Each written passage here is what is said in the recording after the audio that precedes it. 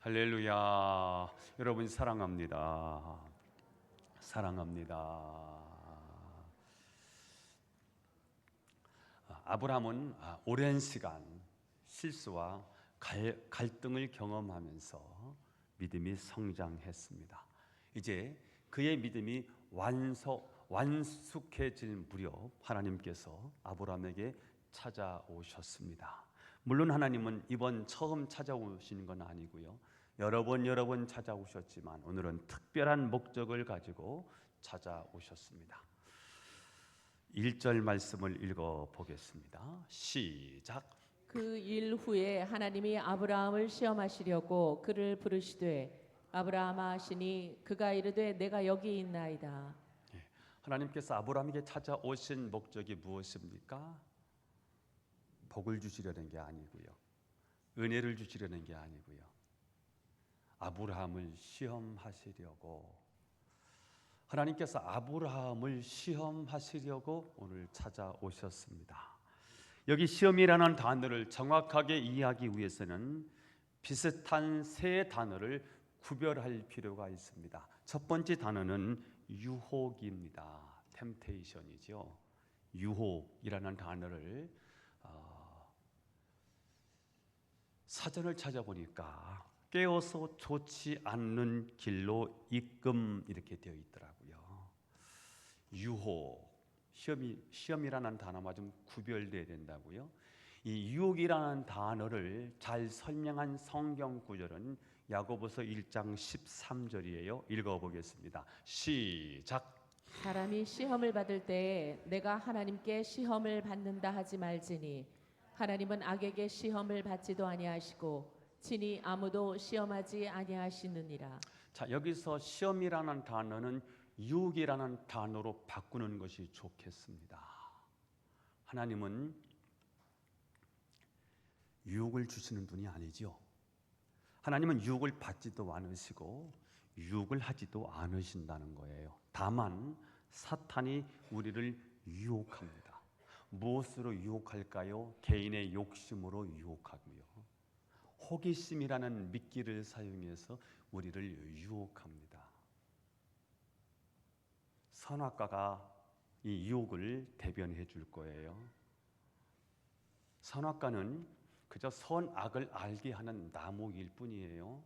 그런데 사탄이 아담과 하와에게 찾아와서 유혹합니다. 하나님이 정말 그렇게 말씀하셨어? 진짜 하나님 그렇게 말씀하셨단 말이야? 에덴 동산의 모든 나무의 실과를 따먹지 말라고 했어? 아니, 그런 나쁜 하나님이 어디 계셔? 그래놓고 선악과를 보니까 선악과는 나를 유혹하네요. 먹음직하네요. 따먹으면 안 되는데. 보암직합니다. 하나님처럼 될 그런 지혜가 있을 것 같은 유혹을 가지고 나를 바라보고 있는 것 같아요. 선악과를 다 먹지요. 예쁜 여자가 유혹을 합니다. 그래서 가정을 파괴하지요. 유혹은 우리 인생을 파괴할 뿐입니다. 가정을 파괴하고 내 심령을 파괴하지요. 유혹. 시험이라는 단어와 구별해서 되어야 할 단어, 유혹이라는 단어를 설명하고, 두 번째 단어는 시험이라는 단어입니다. 어디에? 시련이라는 단어가 잘 이해 안 되면 단련이라는 단어를 이해하시면 조금 시련이라는 단어가 이해될 것이라고 생각하고요. 이 시련을 잘 설명하는 성경 구절은 야고보서 1장 14절 2절 4절 시작. 내 형제들아 너희가 여러 가지 시험을 당하거든 온전히 기쁘게 여기라. 이는 너희 믿음의 시련이 인내를 만들어내는 줄 너희가 알미라. 인내를 온전히 이루라. 이는 너희로 온전하고 구비하여 조금도 부족함이 없게 하려 하심이라. 자, 여기서 말하는 시험은 시련을 말합니다. 시련은 누구든지 겪습니다.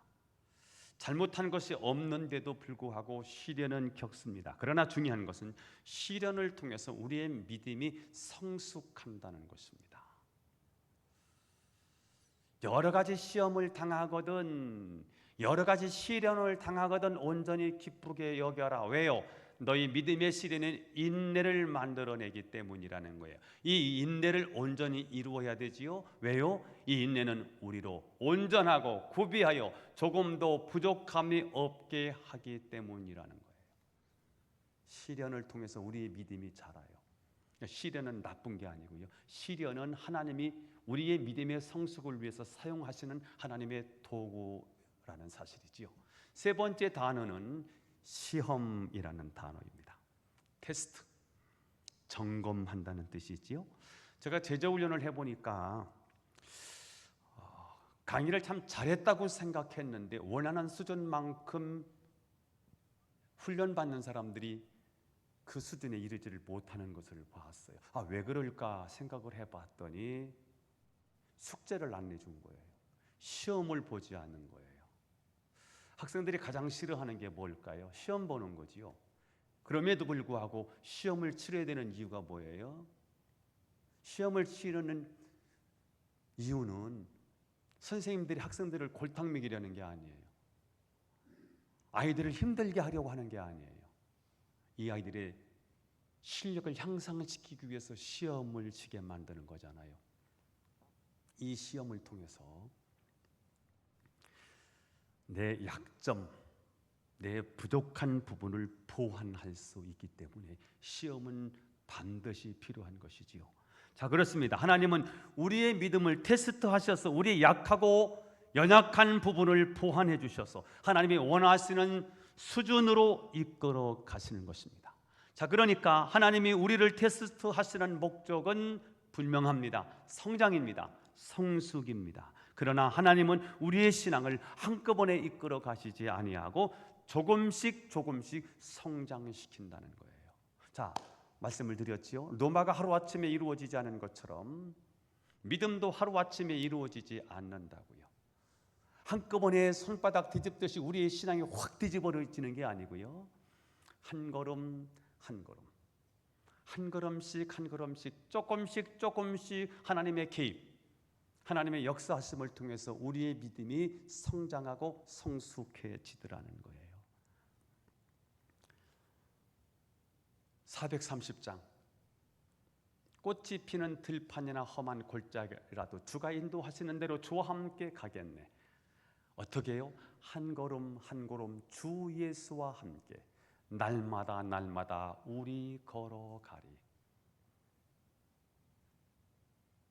꽃이 피는 들판이나 험한 골짜기라도 주가 인도하는 대로 주와 함께 가겠네. 어떻게 해요? 한꺼번에 가지 않아요. 한 걸음 한 걸음 주 예수와 함께 날마다 우리 걸어가리. 자, 그러니까 아브라함의 믿음은 수십 년 동안 한 걸음 한 걸음 하나님과 함께 날마다 걸어가다가 형성된 믿음이라는 거예요. 창세기 11장 27절 이하에 하나님의 부름이 있었어요. 하나님의 부름을 받고 갈대우르를 떠나서 간 곳이 하란 땅이고요. 하란 땅에서 다시 하나님이 부르시는 장면이 창세기 12장 1절 이하이지요. 너의 고향 친척 아버지 집을 떠나라. 그 명령을 받고 드디어 아브라함이 마침내 가나안 땅에 도착을 해요. 그리고 기근이 들어서 힘들다고 어렵다고 도피 행각을 합니다. 애굽이 쌀이 있대요. 애굽은 양식이 넉넉하대. 그래서 애굽행을 선택하죠. 거기서 큰 어려움과 수치를 당하는 이야기가 12장에 이어지게 돼요. 그리고 13장에서 또 14장 넘어가고 그러면서 또 아브라함이 믿음의 갈등이 막 일어나고요. 16장에 가면 이스마엘을 낳는 사건이 발생이 되고 그러면서 하나님이 안 되겠다. 너 이름을 바꿔야 되겠다. 그래서 그의 이름 속에 하나님의 언약 약속을 새겨주고요. 그래도 안 되니까 안 되겠다. 네 몸에다가 도장을 찍어내야 되겠다 해서 할례 의식을 거행하면서 믿음의 사람을 만들어가기 시작하는 거예요. 그리고는 오늘 22장까지 오면서 믿음이 거의 완숙해 될 때쯤 드디어 하나님이 오늘 시험을 하시는 거지요. 박사학위는 그냥 받지 않아요. 코스웍이 있어요. 1년이고 2년이고 3년이고 코스웍이 있어요. 코스웍을 다 마치고 나면 종합시험이라는 게 있어요. 종합시험에 합격을 해야 논문을 쓰고요. 논문에 합격이 되어야 박사학위를 취득을 할 수 있는 거거든요. 자, 오늘 아브라함은 코스웍을 마친 거예요. 이제 종합시험을 봐야 되는 거지요. 종합시험을 봐야 합격해서 박사, 어떤 박사지요? 믿음의 박사가 되는 거예요. 믿음의 조상이 되는 거예요. 오늘 그 장면인데, 첫 번째, 아브라함에게 닥쳐온 시험의 내용은 무엇일까? 우리가 잘 알고 있어요. 사랑하는 자식을 번제로 드리라는 시험이지요. 2절 말씀을 읽어보겠습니다. 시작. 여호와께서 이르시되 내 아들 내 사랑하는 독자 이삭을 데리고 모리아 땅으로 가서 내가 내게 일러준 한 산 거기서 그를 번제로 드리라. 자, 아들을 번제로 드리라는 거예요. 번제가 뭐예요? 짐승을 잡아서 목을 치고요, 피를 받아서 번제단에 뿌리고요, 가죽을 벗기고요, 각을 떠요. 손발을 다 잘라내는 것을 각을 뜬다고 말해요. 그리고 배를 가르고요, 창자를 다 가지고 번제단에 다 태우고요, 그리고 전신을 태워드리는 제사가 번제입니다. 자, 그런데 오늘 하나님께서 내 아들, 내 사랑하는 독자 이삭을 데리고 번제로 드리라는 거예요. 백세에 낳은 아들이니 얼마나 귀한 아들입니까? 눈에 넣어도 아프지 않는 아들이에요. 내 생명과도 같은 아들이에요. 그 아들을 번제로 불로 태워드리라고 하는 엄청난 명령, 시험이 주어진 것입니다. 여러분, 내가 사랑하는 것을 포기하는 것, 그거 정말 어려운 일입니다. 그것은 자기 죽음이에요. 나를 죽이는 것과 같은 거예요. 자, 그런데 오늘 아브라함의 위대함은 어디 있습니까? 그가 하나님의 말씀을 듣자마자 아들을 데리고 모리아 산으로 행했다는 것입니다. 여러분, 아브라함의 행진은 누가 죽으러 가는 행진일까요? 아들이 죽으러 가는 행진 같지만 사실은 아버지가 죽으러 가는 행진입니다. 물론 이삭을 바치기 위한 길이지만 이삭을 바치러 가면서 누가 죽을 지경일까요? 당연히 아버지지요. 드디어 산에 도착해서 아들을 결박해서 제단 위에 그 아들을 제물처럼 올려놓았습니다. 그리고 칼을 빼드는 순간 아브라함은 1000번, 10,000번씩이나 더 깊이 자신의 가슴을 찌르고 있었을 것입니다. 이것이 바로 자신의 죽음입니다. 이렇게 내 의지와 내 이심과 욕심을 죽이지 않고서는 믿음의 성숙은 없다라는 것입니다. 믿음이 성장해 가는 일은 자아 죽음으로부터 시작되는 거더라고요. 내 죽음이 동반되지 않는 상황에서는 절대로 믿음의 성장, 믿음의 성숙은 있을 수 없다는 거죠. 여러분, 참된 믿음이란 무엇일까요? 내가 가장 좋아하고 내가 가장 사랑하는 것을 주를 위해서 아낌없이 포기하는 데 있습니다. 그러나 우리가 참된 믿음으로 나가지 못하는 이유가 무엇일까요? 내가 익숙한 것에서 떠나지 못하고 버릴 것을 버리지 못하기 때문은 아닐까요? 그렇습니다. 참된 믿음은 복음성가와 있는 내용하고 똑같아요. 내가 주인 삼은 모든 건 내려놓고 내 주 대신 주 앞에 나가 내가 사랑했던 모든 건 내려놓고 주님만 사랑해. 여기서 우리의 믿음이 성장한다는 거더라고요. 내가 주인 삼은 게 뭐예요? 돈, 내 고집, 내 주장, 내 철학, 내 감정, 이것을 내려놓고 주님 앞에 서는 것. 내가 사랑했던 것, 그게 무엇입니까? 내가 사랑한 거 있지요. 자식을 너무 사랑해.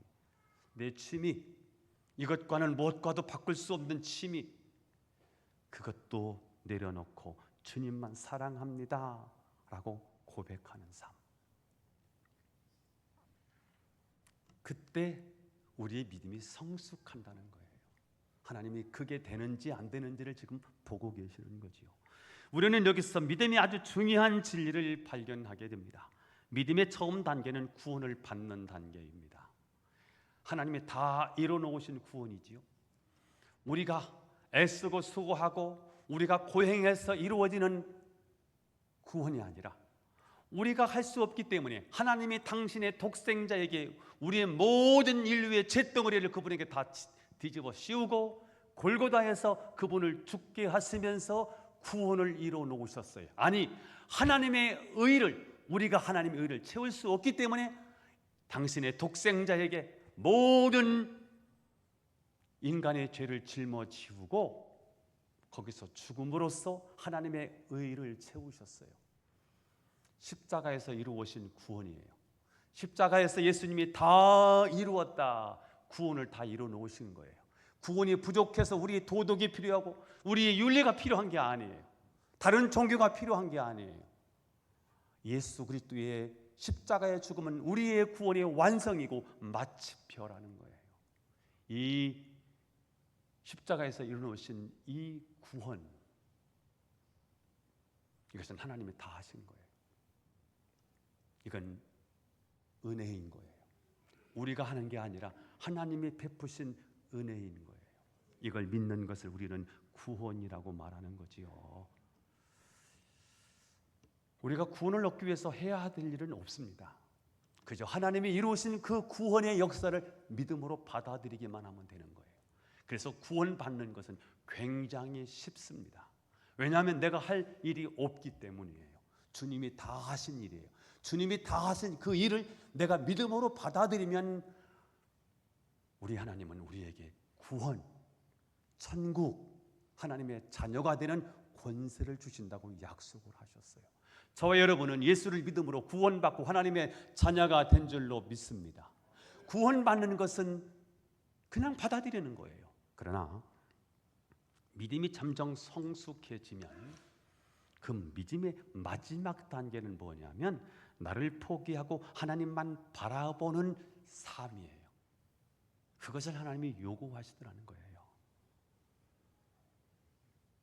참된 믿음은 얼마나 내 자신을 포기하느냐에 달려 있습니다. 우리가 나를 포기하지 않기 때문에 교회를 그렇게 많이 들락거려도 믿음의 놀라운 세계를 체험하지 못하는 것입니다. 그저 종교적인 프로그램에 익숙해져 있을 뿐 영적인 깊은 체험이 없는 것입니다. 자, 오늘 하나님 우리에게 주시는 믿음의 마지막 테스트가 무엇입니까? 내가 정말 사랑하고 내가 정말 좋아하고 내가 가지고 싶은 것을 주를 위해서 아낌없이 포기할 수 있을까? 저는 여러분이 주님이 달랐으면 내 생명도 내 자존심도 기꺼이 드릴 수 있는 제2의 아브라함이 될 수 있기를 예수님의 이름으로 축원합니다. 두 번째, 그러면 우리는 어떻게 시험을 통과하고 승리할 수 있을까? 아브라함은 이 시험에서 통과하고 진짜 믿음의 거장이 되었는데, 믿음의 조상이 되어서 믿음의 원형을 만들어서 오고 가는 모든 세대가 바라보고 따라갈 수 있는 그런 이정표를 세웠는데, 우리는 어떻게 아브라함처럼 믿음의 승리를 가져올 수 있을까? 아브라함에게 닥친 이 시험을 우리는 어떻게 통과하고 승리할 수 있을까? 영원하신 하나님에 대한 시각을 갖는 것입니다. 한번 따라서 해보겠습니다. 영원하신 하나님에 대한 시각을 갖는 것. 만약 오늘 시험이 아브라함의 생애 초기에 주어졌다면 아마 그는 이 시험을 감당할 수 없었을 것입니다.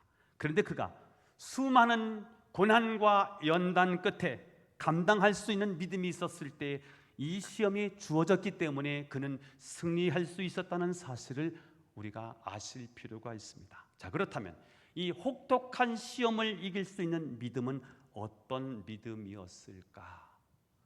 여러분, 사랑하는 자식을 사랑하고 아끼는 것을 주를 위해서 내놓는 것은 이건 말이 쉽지 우리의 삶의 영역에서 굉장히 어려운 일입니다. 우리는 창세기 22장을 대할 때마다 그냥 쉽게 소설책을 읽듯이 살짝 넘겨버리지만 사실은 창세기 22장을 넘기는 일은 굉장히 어려운 일입니다.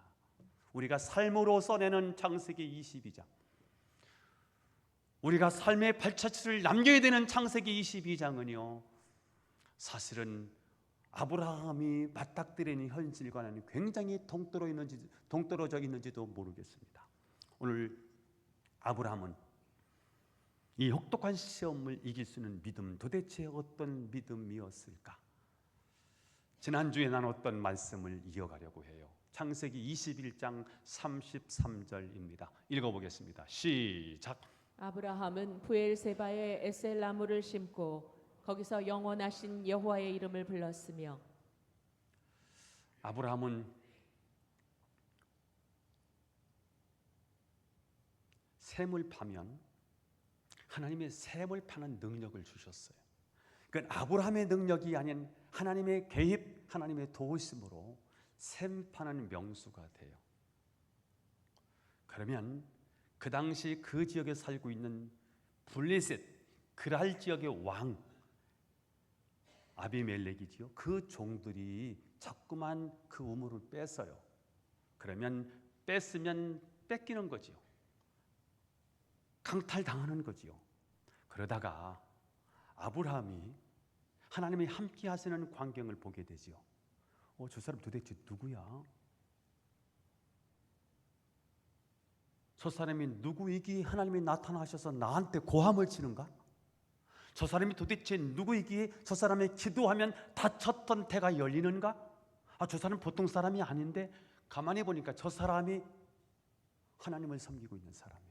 하나님이 저 사람과 함께하는 걸 본 거예요. 아브라함이 두려운 게 아니고요, 막강한 권력과 국방력을 가지고 있는 아비멜렉이 비골이라는 군대 장군을 동원해서 아브라함에게 찾아와서 봐달라는 거예요. 화친 조약을 맺자는 거예요. 그래서 화친 조약을 맺고 그 우물을 맹세의 우물 부엘세바 이렇게 지었어요. 거기에 그것으로 끝나지 않고 아브라함이 그 장소에 에셀나무를 심었어요. 다시 말하면 기념수를 심었어요. 왜요? 이 샘은 하나님이 주신 샘이라 이거예요. 이 샘은 너희들이 판 게 아니라 하나님이 나에게 능력을 주셔서 판 샘이라는 거예요. 이 너희들과 나는 서로 이제 상호 불가침 조약을 맺은 거지요. 서로 돕고 협력하는 조약을 맺은 거지요. 이것을 대대 후손들이 보고 이 나무가 무슨 나무입니까? 물으면 이거 하나님이 주신 거야.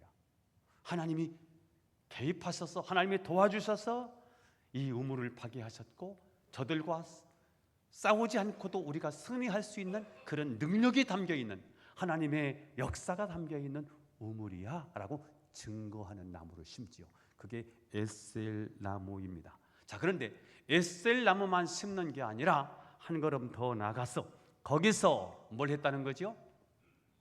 거기서 영원하신 여호와의 이름을 불렀으며, 거기서 뭐 했다는 거예요? 영원하신 여호와의 이름을 불렀으며. 아브라함은 하나님에 관해서 누구도 알려주는 사람이 없었습니다. 하지만 삶을 통해서 자기 몸으로 하나님을 체득해 가기 시작했어요. 하나님이 어떤 하나님인지 실패와 절망과 좌절 속에서 하나님이 찾아오셔서 하나님을 이해시키는 거예요. 그리고 마침내 하나님은 어떤 하나님이냐? 하나님은 영생하시는 하나님이시다. 하나님은 어떤 하나님이시냐? 하나님은 영원하신 하나님이시다 라는 자각을 갖기 시작했어요. 하나님은 영원하신 하나님이구나. 원래 이방 신들은 잠깐 있다가 없어지는 제한된 신이었습니다. 지혜가 있기도 하고 없기도 한 신이었습니다. 힘이 있기도 하고 없기도 한 신이었습니다. 그러나 하나님은 영원하시고 우리를 위해서 영원을 준비하시는 분이셨습니다. 이 하나님에 대한 놀라운 시각과 영혼에 대한 깨달음을 주신 후에 하나님은 마지막 시험을 허락해 주셨다는 사실이에요.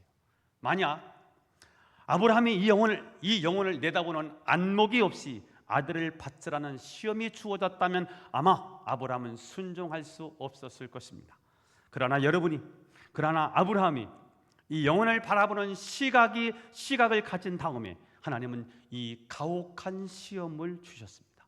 여러분, 이 세상이 전부라고 생각하시면 안 됩니다. 이 세상 밖에는 아무것도 없고 이렇게 살다가 죽으면 그것이 끝이라면 누가 감히 자기 사랑하는 아들을 하나님을 위해서 바치겠습니까? 그러나 아브라함은 이 삶이 전부가 아니다. 영원하신 하나님 앞에 우리는 서야 한다. 그분은 우리를 위해서 영생 천국을 준비하셨다.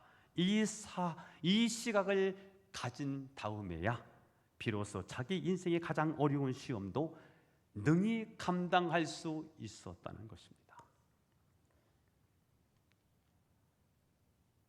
오늘 아브라함은 생애의 가장 큰 시험, 그 시험은 사랑하는 아들, 백세에 낳은 사랑하는 독자 이삭을 번제로 드리라는 거예요.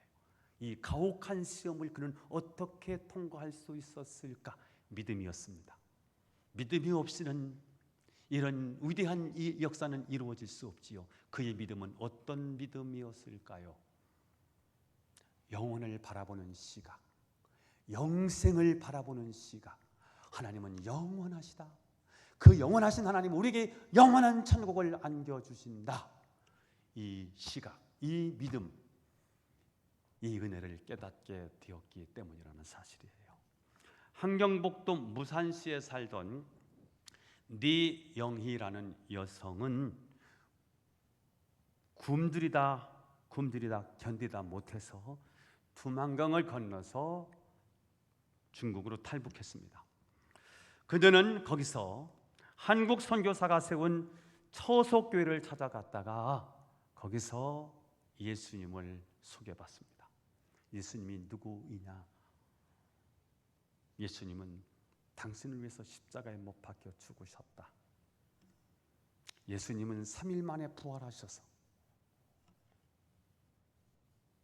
잠자는 자들의 첫 열매가 되시고 하늘에 승천하셔서 하나님 우편에 앉아 계시면서 우리가 기도하면 성령, 보이지 않지만 시간과 물질과 우리 인간 이 세상을 초월해서 영으로, 성령, 거룩한 영으로 역사하시는 하나님이시다. 그분을 영접하면 당신도 구원받고 하나님의 자녀가 되고 하나님의 자녀로서 당신이 기도하면 하나님은 응답하실 것이다. 그러니까 성경 공부를 통해서 예수 그리스도를 믿고 그분을 영접하고 예수님이 제자가 되었어요. 그리고 그는 가슴이 부풀었습니다. 이 예수의 생명을, 이 복음을 자기가 살고 있었던 저 북한 자기 동포들에게 전해야 되겠다. 그래서 그는 다시 북한으로 들어가서 자기 동포들에게 복음을 전하는데 아마 기도원 협회가 성경책을 아마 거기에 제공을 했는지요. 성경책을 한 보따리를 싸가지고요. 다시 자기 고향, 자기 동포들이 있는 북한으로 넘어가서 성경책을 전달하다가 그만 보위부에 체포되고 맙니다. 그녀는 그 흑심한 고문 속에서 끝까지 자기를 도와준 선교사의 이름을 불지를 않습니다. 그리고 처석교회 위치를 말하지 않고요. 자기를 고문하는 자들에게 오히려 하나님은 살아계십니다. 그러니 동무들도 예수를 믿고 천국 가셔야 됩니다 라고 전도를 하다가 결국 37살에 공개 처형을 당합니다. 그때 그녀의 총살령을 지켜봤던 한 사람이 탈북해서 이 사실을 알려주어서 모두가 니영희의 이 거룩한 죽음 순교의 장면을 다 알게 되었습니다. 여러분, 그녀가 기꺼이 순교할 수 있었던 이유는 무엇일까요? 그가 죽음 앞에서도 예수 그리스도의 복음을 증거할 수 있었던 그 힘은 어디에서 기인된 것일까요? 그녀는 오늘 죽으면 나는 하나님 앞에 선다. 내가 오늘 죽으면 나는 천국 가서 영원하신 하나님을 만난다. 이 영생에 대한 믿음이 있었기 때문에 죽음 앞에서도 그는 당당하게 복음을 전하고 예수 그리스도의 복음을 증거하는 순교자로서의 마지막 삶을 마무리했다는 사실이지요. 영생, 영원, 새롭게 여러분 이해될 수 있기를 축복합니다. 영원하신 하나님, 그 하나님이 새롭게 이해될 수 있기를 축원합니다. 이사야서 40장 한번 읽어보겠습니다. 시작. 너는 알지 못하느냐 듣지 못하느냐 영원하신 하나님 여호와 땅끝까지 창조하신 이는 피곤하지 아니시며 곤비하지 않으시며 명철이 한이 없으시며 피곤한 자에게는 능력을 주시며 무능한 자에게는 힘을 더하시나니. 아멘. 이스라엘 유다 백성들이 바벨론으로 끌려가서 비참한 삶을 살다가 70년 만에 고국 예루살렘으로 돌아와요. 고국에 돌아와 보니 처해는 현실은 폐허덤이었어요. 재건하는 것이 그들의 능력으로는 거의 불가능한 지경에 이르렀어요. 부푼 꿈을 가지고요, 예루살렘 성전을 다시 짓고 예배드려야지 하고 왔던 그들의 삶의 현장은 폐허덤이었어요. 쓰레기덤이었어요. 어떻게 어디서부터 시작하고 어떻게 치우고 새로 건설하고 애들 공부시키고 농사짓고 양을 치어야 될지 답이 나오질 않아요. 그래서 절망과 좌절에 빠져있는 이들을 향해서 이사야 선지자가 이들에게 주는 메시지가 40장부터 시작되거든요. 너는 알지 못했느냐? 듣지 못했느냐? 이들은 이미 알고 있었어요. 그분이 누구인지요. 그들이 이미 그분에 대해서 듣고 있었어요. 그런데 까무잡히 잃어버렸어요. 어려움 속에 70년의 바벨론 포로 생활 속에 그들의 신앙은 하나님에 대한 이름을 다 까무잡히 잃어버렸어요. 수렁에 빠져서 허우적거리고 있는 이들이지요. 이들에게 이사야 선지자가 너는 알지 못했느냐? 듣지 못했느냐? 뭘 말입니까? 하나님이 어떤 하나님인지를. 하나님은 어떤 하나님이십니까? 영원하신 하나님이시다. 하나님은 어떤 하나님이시냐? 땅끝까지 창조하신 여호와시다. 여러분, 땅끝까지 창조하신 분이 누구예요? 창조주 하나님이시죠. 하나님은 어떤 하나님이십니까? 우주 만물을 창조하신 하나님. 우주의 세계는 어마어마해요. 우주의 세계에서 지구 덩어리는요, 점도 안 돼요. 가루도 안 될 거예요. 태양의 크기가 이 지구의 130만 배 크다니까. 태양의 크기가 태양만. 그러나 여러분, 태양보다 더 큰 별이 얼마나 많습니까? 우리가 대도시에서는 밤하늘에서 별들이 잘 보이지 않지만 시골에 가면요, 이가 어둡기 때문에 하늘을 바라보면 별들이 떠 있어요. 그 별들은 100광년, 200광년, 700광년, 1000광년, 2000광년의 짜리들이에요. 거기까지 가는 거리가 1광년이 빛이 1년 동안 가는 거리를 1광년이라고 하거든요. 그러면 지구는, 우주의 세계는 얼마나 넓고 얼마나 클까요? 그러나 여러분, 하나님은 이 우주 만물을 창조하셨기 때문에 우주보다 더 크신 분이 누구예요? 무당들이 하나님인가? 저와 여러분이 하나님이시잖아요. 우주보다 더 크고 우주보다 더 무겁고 우주보다 더 광채가 나는 그분이 바로 저와 여러분이시잖아요. 여러분이 하나님이시잖아요. 아멘. 얼마 전에 엄청난 폭우가 쏟아져서 건물들이 침수되고 논밭이 다 물에 잠기게 됐어요. 엄청난 재산 피해를 가져왔지요. 과학이 이렇게도 발전했음에도 불구하고 천재를 막을 수가 없네요. 재난을 막을 수가 없네요. 이게 인간의 연약함이지요. 짐승들이 가진 능력은 이 세상에서 살아남기 위한 본능적인 감각이고요, 본능적인 지혜입니다. 사나운 맹수들, 호랑이, 사자, 하이에나 한 번에 달려들으면 한 번에 우리의 목숨을 끌어놓죠. 그런 맹수들은 인간들이 사용하는 총이 얼마나 무서운 위력이 있는지 모르고 덤벼들다가 죽습니다. 1차원의 세계가 있고요, 2차원의 세계, 3차원, 4차원의 세계가 있다면 우리가 사는 세상은 3차원의 세상이고요, 영의 세계는 4차원의 세계예요. 하나님의 세계는 차원을 말할 수가 없지요. 그 이상의 차원이 되겠죠. 하나님은 어떤 분이시냐? 이 세상보다 더 크신 분이십니다. 자, 그런데 사람들은 하나님이 보이지 않는다고 하나님이 없대요. 왜 없는데요?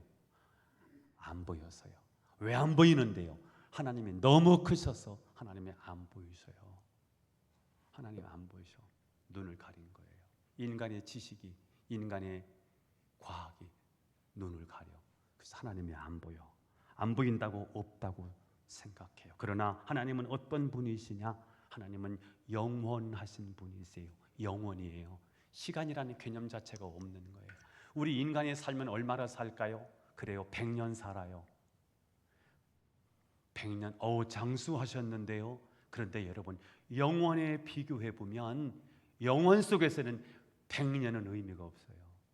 태평양 바다에 물 한 방울, 그것도 안 될 거예요. 하나님은 어떤 분이시라고요? 영원하신 분이라는 거예요. 여러분이 수많은 문제와 아픔이 있을 거예요.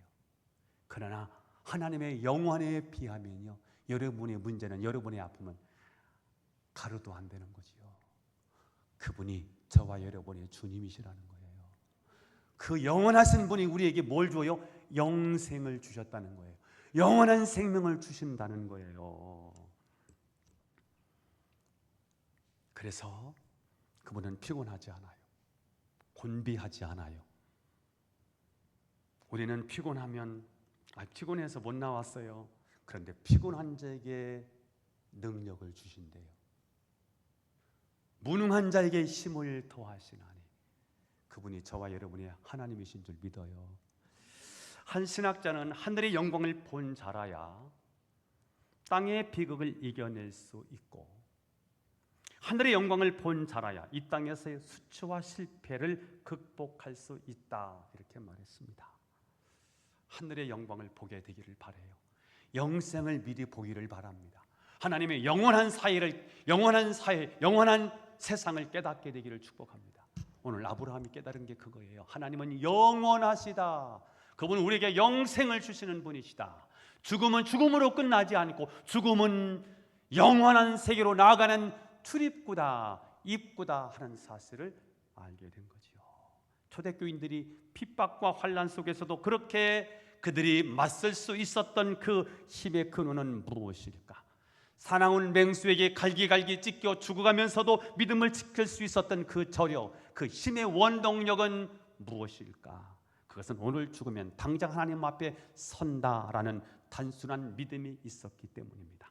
영생, 영혼에 대한 믿음이죠. 저는 여러분이 하나님은 영원하시다, 하나님은 영생을 주시는 분이시다, 나는 죽어도 다시 산다, 나는 죽어도 부활한다, 영원한 천국에 들어가 영생하게 될 것이다 라는 믿음을 가지고 승리하는 저와 여러분이 될 수 있기를 주 예수님의 이름으로 축원합니다. 기도드리겠습니다. 하나님 아버지, 아브라함이 정말 감당할 수 없는 시험을 만났지만 그 시험을 능히 승리할 수 있었던 것은 영원하신 하나님에 대한 시각을 가졌기 때문이라는 사실을 알았습니다. 예수를 믿으면 영원히 산다는 이 믿음을 가지고 어떤 세는 어떤 난관도 이기도록 하나님 다시 한번 우리에게 영생에 대한 믿음을 주옵소서. 하나님의 영원하시다는 사실을 믿는 믿음을 주옵소서. 그래서 어떤 난관도 시험도 통과하고 승리하는 하나님의 거룩한 백성들이 되게 하옵소서. 예수님의 이름으로 기도하옵나이다. 아멘.